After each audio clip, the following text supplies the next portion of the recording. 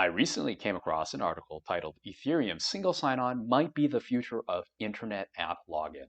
Like the more well-known Bitcoin, Ethereum is a cryptocurrency, but there are many who would argue that the platform supersedes its value as a cryptocurrency by providing an ecosystem for building decentralized apps and so-called smart contracts. While the idea of using a cryptocurrency platform for SSO seems out there at first glance, Gary Gensler actually discusses the use of blockchain for digital identity in his MIT Blockchain Lecture Series.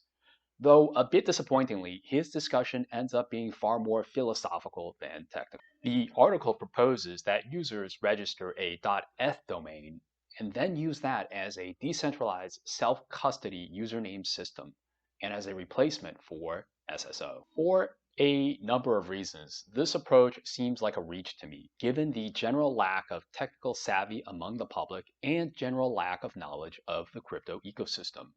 And ironically, it creates a centralized identity on a system that's meant to be decentralized in nature. Rather than Ethereum or cryptocurrencies, I think that the most likely technology that will change how we identify ourselves on the internet in the near future will be a protocol called WebAuthn. Before we get into WebAuthn, it helps to understand what is fundamentally broken with the way identity verification is handled on the internet today.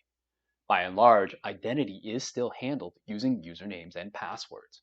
And it is the password that is the weakest link. In 2019, Microsoft published an article which outlined the reason why they dropped password expiration policies in Active Directory. The Microsoft article states there's no question that the state of password security is problematic and has been for a long time.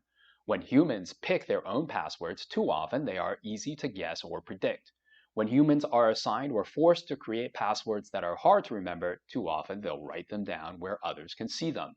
When humans are forced to change their passwords, too often they'll make a small and predictable alteration to their existing passwords and or forget their new passwords.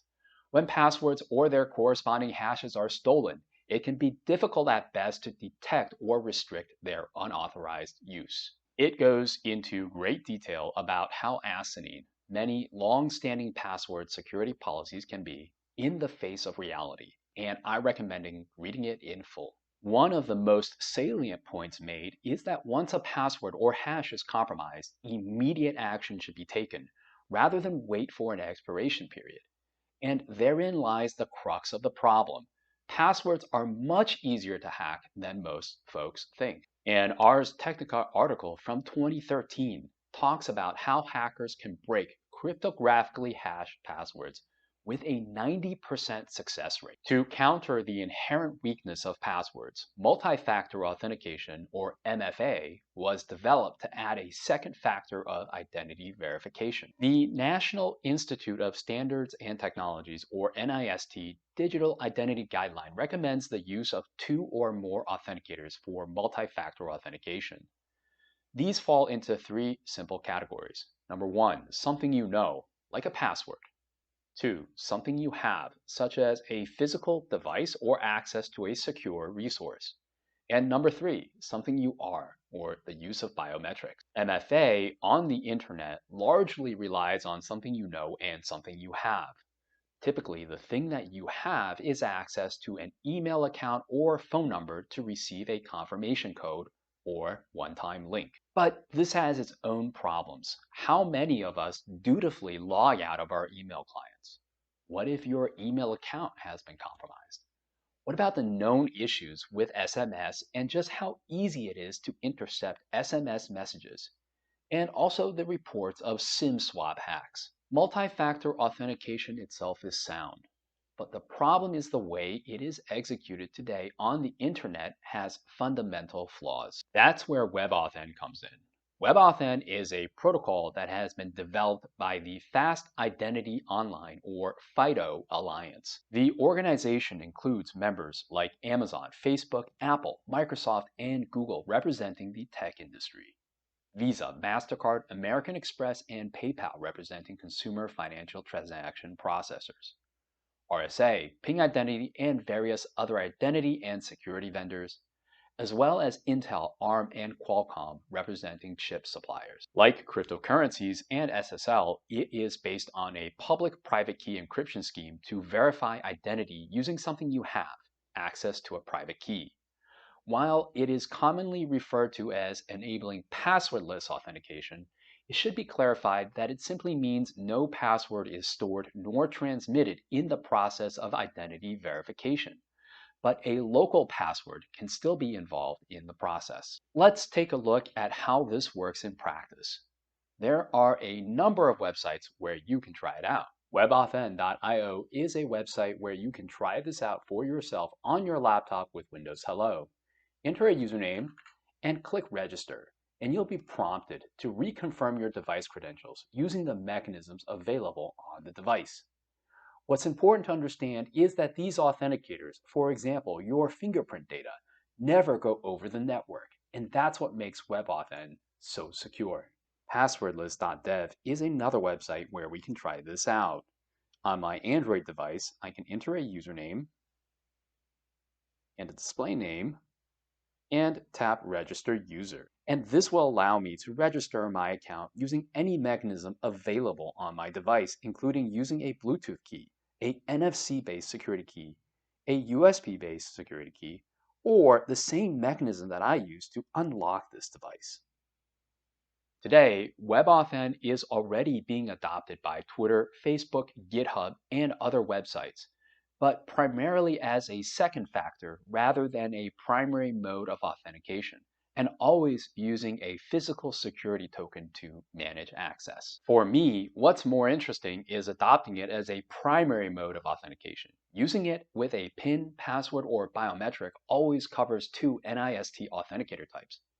Access to the physical device which holds the private key is something you have, and the device PIN or device password is something you know, whereas biometrics using your fingerprint or Face ID is something you are. Now, to be clear, WebAuthn is not an SSO scheme because the credentials are always scoped to a specific web application. And it has some obvious differences that make it unsuitable to replace SSO. In an enterprise, for example, an SSO identity broker can be used to manage enterprise-wide systems access, whereas this is not the case with WebAuthn. On the internet, WebAuthn would offer no central management of identity, as would be the case when logging in with Google or Facebook or Office 365, for example. But because the user is able to reuse an existing, ostensibly secure identity combined with access to a device, it feels like SSO to the end user and has the benefit of isolating a user's identity